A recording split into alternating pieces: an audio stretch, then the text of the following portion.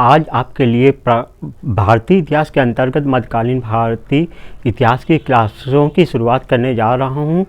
आप यूट्यूब क्लासों के साथ साथ मेरे उर्मी कॉम्पिटिटिव क्लासेस की टेलीग्राम चैनल से जुड़कर इसका लाभ उठाएं। चलो देखते हैं मध्यकालीन भारत में हमें क्या पढ़ना है। चलो, हम भारत पे दो मुस्लिम आक्रमण हुए और इन दो मुस्लिम आक्रमणों को अध्ययन की दृष्टि से दो भागों में बांट के हम पढ़ेंगे। भारत पे दो मुस्लिम आक्रमण हुआ, पहला अरब आक्रमण हुआ, दूसरा तुर्क आक्रमण हुआ। अरब आक्रमण के अंतर्गत मोहम्मद बिन कासिम था। मोहम्मद बिन कासिम एक सफल आक्रमणकारी था, भारत पे आक्रमण करने वाला सबसे सफल आक्रमणकारी के रूप में इसका उल्लेख चशनामा में किया गया है।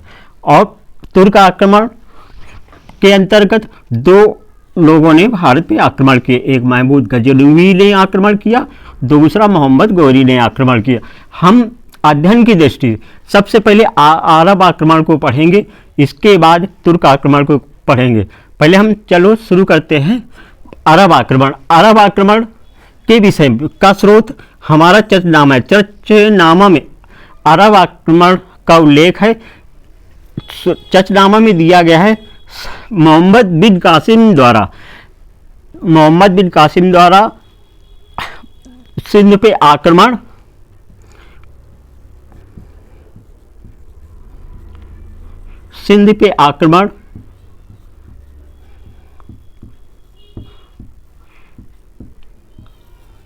तथा अधिकार कर लेना, अधिकार के बाद वहां पे शासन व्यवस्था को सुदृढ़ करना आदि का उल्लेख चशनामा में किया गया है। अरब आक्रमण के अनेक कारण थे, जिसमें से पहला राजनीतिक कारण है। अरबों का विश्व पटल पे 7वीं सदी पे एक शक्ति के रूप में उभरना, जिससे वह विश्व को अनेक देशों के साथ साथ भारत पे भी अपने साम्राज्य का विस्तार करना चाह रहे थे।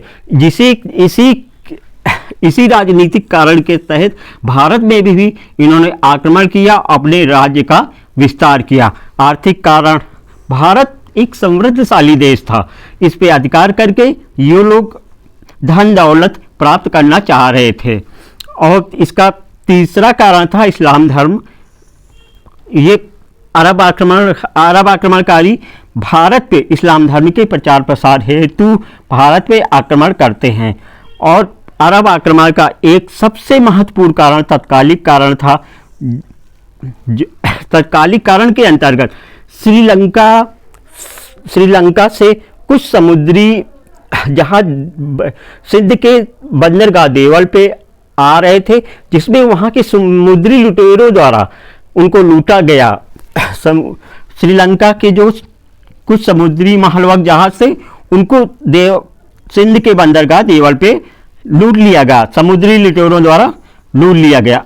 इसी के प्रत्युत्तर में बगदाद के जो खलीफा थे, उनका जो इराकी गवर्नर हाकिम उल हज्जाज था, उसने सिंध के राजा दाहिर को समुद्री लुटेरों को दंडित करने के लिए तथा छठपूर्ति की मांग के लिए कहा।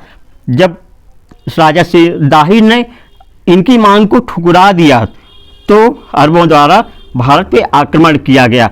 भारत पे अरबों द्वारा 3 अभियान किए गए। पहला अभियान उबैदुल्ला के नेतृत्व में हुआ था। दूसरा अभियान बुदेला के नेतृत्व में पहला अभियान,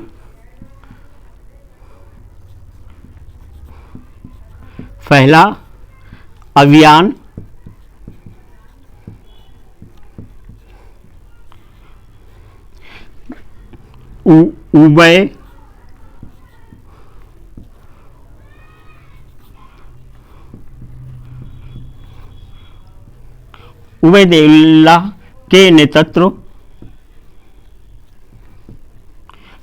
में हुआ। सिंध के राजा दाहिर द्वारा उबैदुल्ला को पराजित किया गया।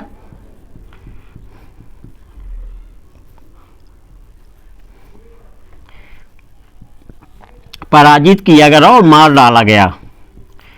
और यह अभियान 711 ईस्वी में हुआ था। इसे इसी के तुरंत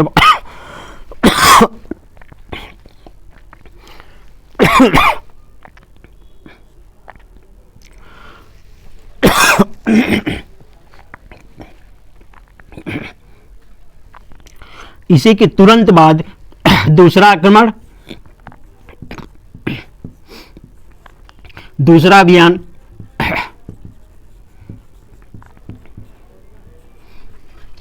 बुदेला के नेतृत्व में किया गया। बुदेला के नेतृत्व में किया गया। यहां भी सिंध के राजा दाहिर ने बुदेला को पराजित किया और बुदेला रण युद्ध में मारा गया। तीसरा अभियान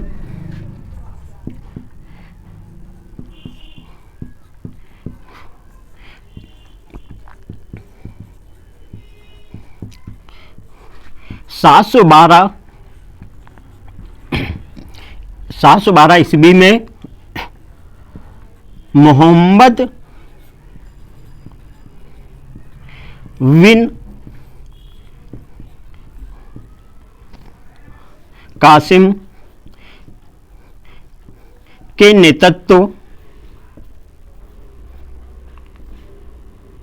नेतृत्व में हुआ। मोहम्मद बिन कासिम एक सफल आक्रमणकारी के रूप में इतिहास में इसका नाम आक्रमणकारी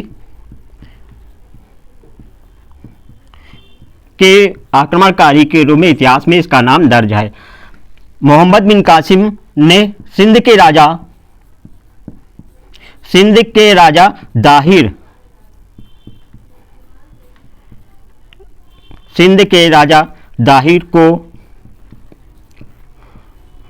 को पराजित किया और राजा दाहिर युद्ध करते हुए मारा गया।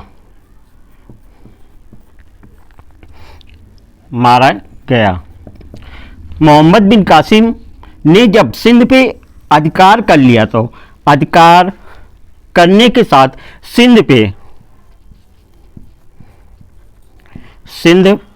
पर प्रशासनिक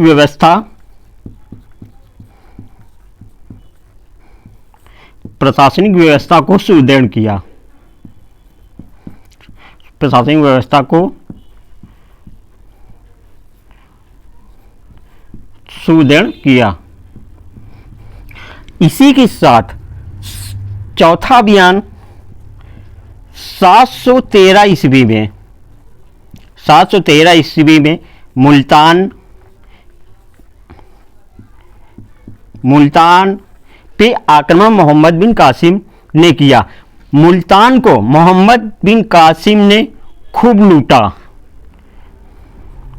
और इनको लूटने से इनको बहुत सारा धन मिला, इसलिए इन्होंने मुल्तान को स्वर्ण नगरी के नाम से पुकारा। स्वर्ण नगरी के नाम से पुकारा। पहला अभियान किसके नेतृत्व में हुआ? उबैदुल्ला के नेतृत्व में हुआ। यह कब हुआ था? 711 ईस्वी में। दूसरा अभियान कब हुआ था? बुदेला के नेतृत्व में। बुदेला भी पराजित हुआ, मारा गया। तीसरा अभियान 712 ईस्वी में मोहम्मद बिन कासिम के नेतृत्व में हुआ था और यह सब मोहम्मद बिन कासिम इतिहास में एक सफल आक्रमणकारी के रूप में विख्यात है। सिंध के राजा दाहिर को इसने पराजित किया और मार डाला और सिंध पे मोहम्मद बिन कासिम ने अधिकार करने के बाद प्रशासनिक व्यवस्था को सुदृढ़ किया और इसके कुछ समय बाद 713 ईस्वी में मुल्तान पे आक्रमण किया और मुल्तान को खूब लूटा और वहां से इनको इतना सोना प्राप्त हुआ कि इस मुल्तान को स्वर्ण नगरी के नाम से ये लोग पुकारते थे। भारत में सर्वप्रथम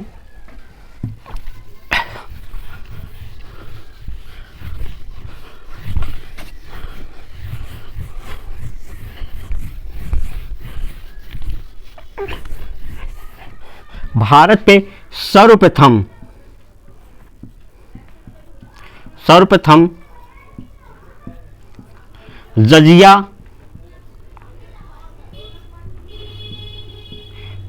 कर मोहम्मद बिन कासिम द्वारा लगाया गया।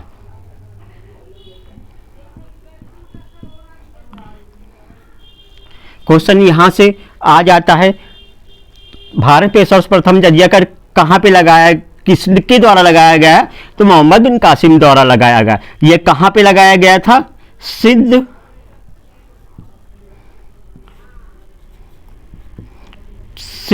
पर। और जजिया कर से पांच वर्ग को छूट थी। पहला, महिलाएं।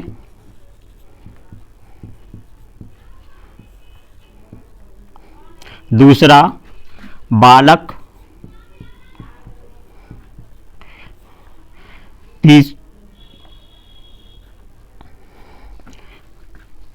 महिला वर्ग। तीसरा, विकलांग।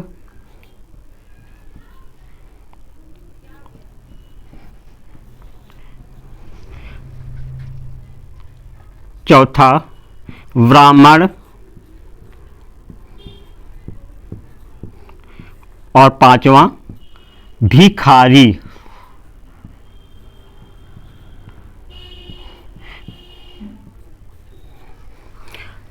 जजिया कर से किसको छूट थी? 5 वर्ग को छूट थी। एक महिलाएं थी, एक बालक थे, विकलांग थे, ब्राह्मण वर्ग था और भिखारी था। जजिया कर के विषय में थोड़ा सा यहाँ, जजिया कर के इतिहास के विषय में थोड़ा सी यहाँ जानकारी हम लोग प्राप्त करते हैं। पहला,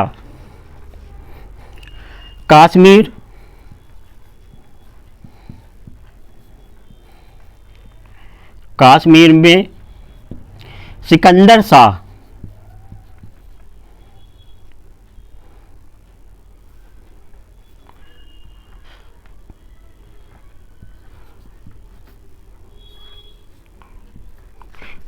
शाह द्वारा जजिया कर लगाया गया। जब सिकंदर शाह मर जाता है, इसके पुत्र जैनुल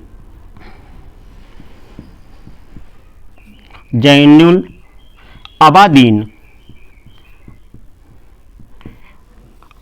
ने जजिया कर को समाप्त कर दिया। इसने क्या किया? जजिया कर को समाप्त कर दिया। जैनुल आबादीन ने जब जजिया कर को समाप्त कर दिया कश्मीर में, और सिकंदर शाह ने लगाया था। दूसरा, फिरोज शाह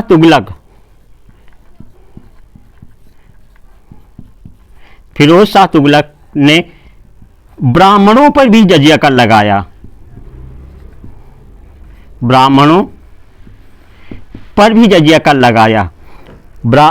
इसके फिरोज शाह तुगलक के पहले ब्राह्मणों को जजिया कर से छूट प्राप्त थी। जब फिरोज शाह तुगलक ने ब्राह्मणों पर जजिया कर लगाया तो ब्राह्मणों द्वारा भूख हड़ताल की गई।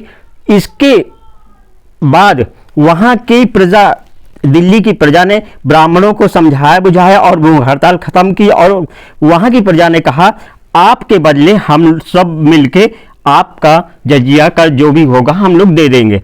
अब तीसरा, अकबर ने 1564 में जजिया कर को समाप्त कर दिया। औरंगजेब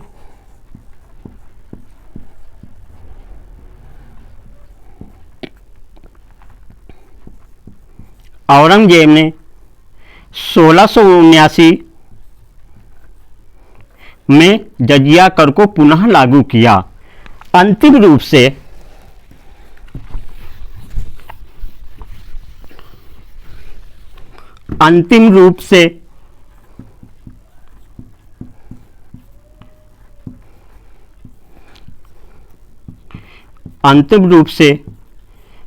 मोहम्मद शाह रंगीला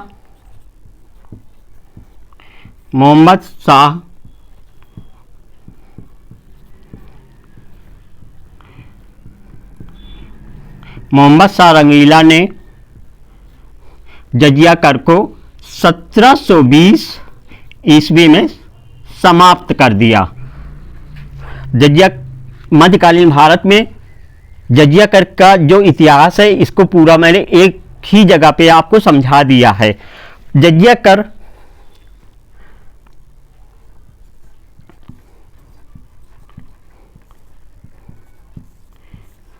दस से 40 टंके के बीच लिया जाता था। टंके के 10 से 40 टंके के बीच लिया जाता था और इसमें तीन वर्ग में बांट के लिया जाता था। एक निम्न वर्ग, मध्य वर्ग और उच्च वर्ग। निम्न वर्ग से 10 टंका लिया जाता था और जो मध्य वर्ग था 10 से 20 टंके के बीच में लिया जाता था। जो उच्च वर्ग था 20 से 40 टंके के बीच में उस जजिया कर की वसूली की जाती थी। हमारे यहाँ प्राचीन भारत में गहरवाल शासक हुए। गहरवाल शासकों द्वारा एक तुरुस्क दंड नामक एक कर लगाया गया अपनी प्रजा पे। यह तुरुस्क दंड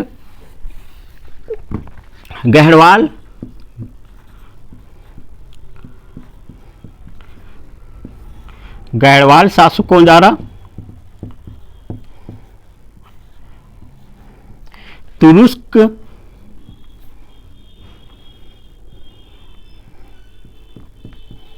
दंड नामक कर लगाया गया। यह गैर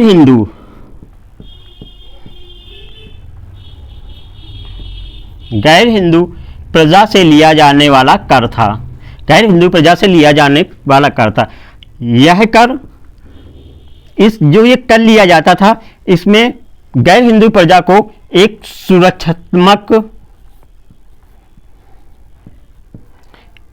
सुरक्षा प्रदान की जाती थी। गैर हिंदू के अंतर्गत अरब देश से जो मुस्लिम आए या तुर्क जो उत्तर पश्चिम अफगानिस्तान से तुर्क आए उनसे लिया जाने वाला कर था। जैसे बौद्ध धर्म से संबंधित थे उन सबसे ये कर लिया तुरुस्क दंड लिया जाता था। अब आगे देखते हैं परिणाम। अरब आक्रमण के भारत के साथ साथ अरबों पर भी इस आक्रमण का प्रभाव पड़ा। अरबों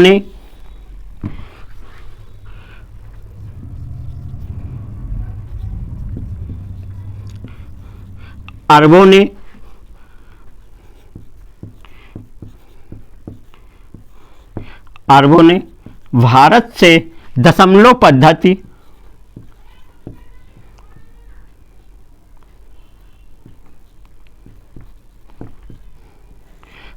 पद्धति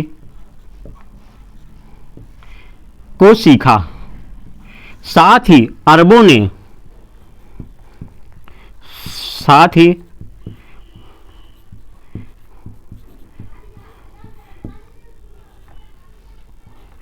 अरबों ने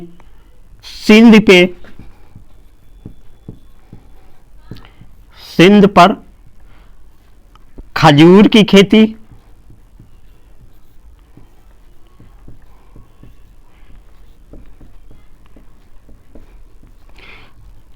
ऊंट पालन का कार्य की शुरुआत की। ऊंट पालन के कार्य की शुरुआत की। साथ ही सिंध पर दिरहम